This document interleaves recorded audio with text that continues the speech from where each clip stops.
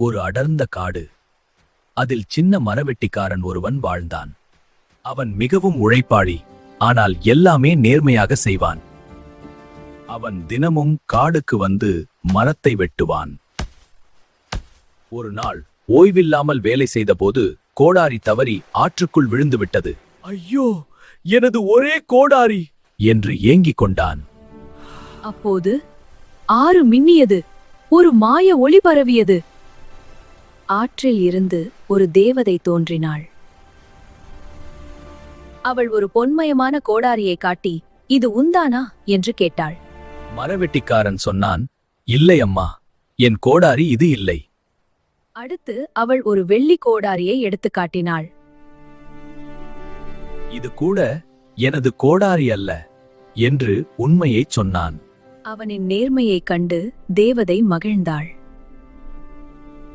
அவள் மூன்றாவது கோடாரியை காட்டினாள். அவனுடைய பழைய இரும்பு கோடாரி. ஆம், இதுதான் என்னுடைய கோடாரி என்று மகிழ்ச்சியுடன் சொன்னான். அவள் சொன்னாள், உன் நேர்மைக்காக மூன்றும் உனக்கே. மரவெட்டிக்காரன் ஆச்சரியப்பட நன்றி கூறினான். 3 கோடாரிகளை தூக்கிக் கொண்டு மகிழ்ச்சியாக வீடு திரும்பினான். 3 கோடாரிகளை தூக்கிக் கொண்டு மகிழ்ச்சியாக வீடு திரும்பினான். என்ன நடந்தது? அவன் எல்லாவற்றையும் நேர்மையாகச் சொன்னான். அவன் நேர்மைக்கு அனைவரும் பாராட்டினர். தேவதையும் மேலே இருந்து அவனை ஆசீர்வதித்தாள். அவன் பொன், வெள்ளி என்று பெருமைப்படாமல் அனைவருக்கும் உதவி செய்தான்.